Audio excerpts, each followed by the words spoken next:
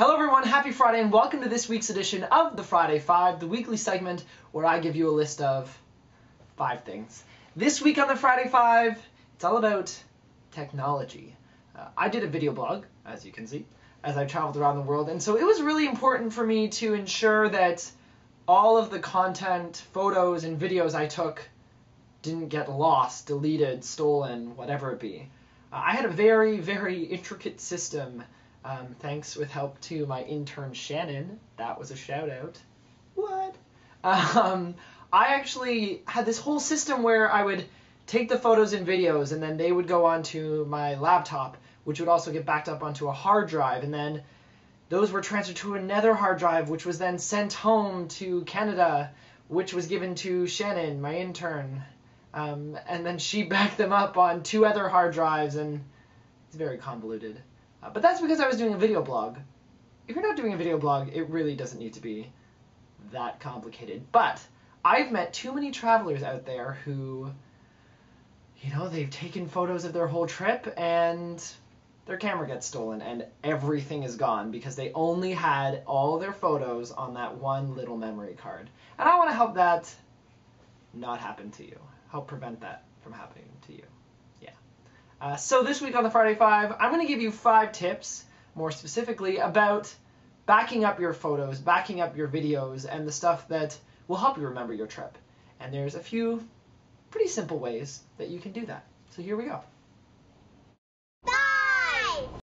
First piece of technology to help you save your memories, the USB key. Most travelers that I met we're just taking photos and maybe the odd video here and there. And USB keys are really great because they're so compact and so small. But this one, which is 8 gigabytes, that holds a lot of photos. Most travelers I met were only taking photos and maybe the odd video here and there on a regular point-and-shoot camera. And so this would be perfect. You can even bring 2 if you want and store it in different parts of your bag. And therefore, if one goes missing or one gets destroyed, you still have a backup.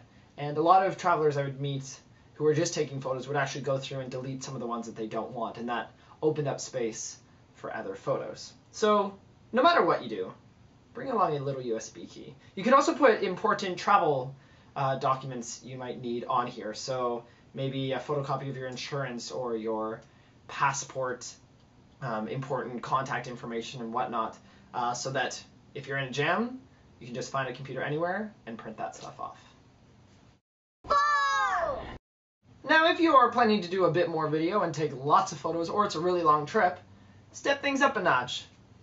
Go from a little USB key to an actual mini hard drive. I had this external hard drive. It's a rugged hard drive made by Lacey, and it was great. It's super durable, and it is, I think, about 500 gigabytes, which is a lot of photos and videos. I could shove it somewhere in my bag, and then if my laptop went missing, or my camera or whatnot, everything was always backed up onto this bad boy. I always carried a laptop, but in case my laptop got stolen, if this was hidden in my bag, they might not think to look for something like this. And it's durable, which is good. Lots of videos on this.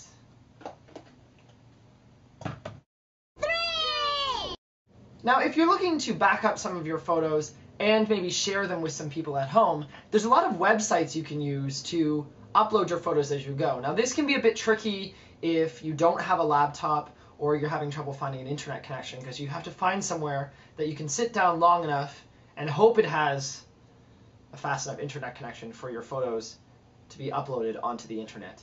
The one I know best is Flickr. I've actually never used Flickr, but I know a lot of travelers who have, and they swear by it. The downside of some of the sites, like Facebook, for example, is that they decrease the quality of your photos. So if you upload your photos to Facebook, if you try to copy and paste them later, the quality is lost and they're not as good. You would never be able to, print them off into a bigger size photo.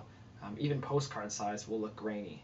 So try to find a site that doesn't decrease the quality of your photos and that you can download them from later on. 2! Now, even though I had a laptop and this bad boy, I took about 1 terabyte of footage over the course of a year, which is 1,000 gigabytes.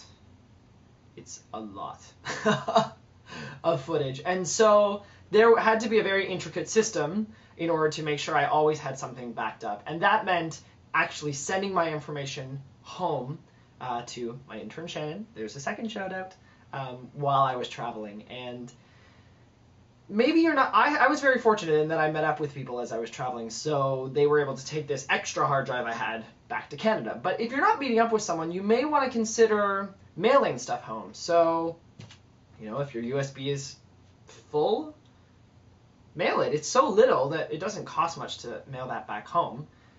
Maybe you want to burn them onto a DVD or print off some photos. In some countries, it's actually way cheaper to print off your photos than it might be back home. So look into potentially mailing something, and just make sure that you, A, mail it from somewhere slightly legit. My package from Vietnam took 4 months to get home. I thought it was lost at sea. But also, make sure that it's affordable, because certain places, England, cost me a fortune to mail something home. So balance the odds there, and always keep a copy of it with you, wherever you are, until you have confirmation that it has arrived home. Because if you delete it and then find out it got lost in the mail somewhere, you'll just be so upset. One! And last but not least, and if you know anything about me, it's that I usually save the best for last on these Friday Fives. Last but not least is an amazing thing, my favorite way to back up photos and videos, a thing called Dropbox. And basically, this is how Dropbox works. You may have to watch this more than once, because it's hard to wrap your head around it. But Dropbox is... See, I can't even explain it. Basically, it's like this cloud in the internet cyberspace world, okay? There's this cloud. And on your computer, you have a folder called your Dropbox folder. If you drag a photo and drop it in that folder, it uploads into that cloud. So it just sits there, okay? And then you can, I don't even know if that's in the shop. This is the cloud. Photo gets uploaded into the cloud. So it's just hanging out there in cyberspace. Then I can send that folder to a friend, and when they put that on their computer, that folder, it basically takes that photo out of the cloud and puts it onto their computer. That makes sense? You put it into the folder here, send your friend the folder, it goes up into cyberspace and lands on their computer as well.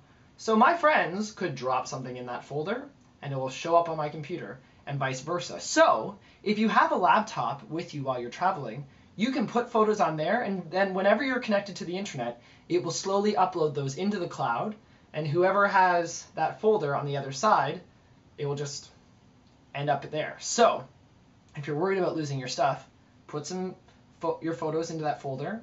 It will put it onto your family or friend's computer, and then they can back it up somewhere. Just an extra way to do it.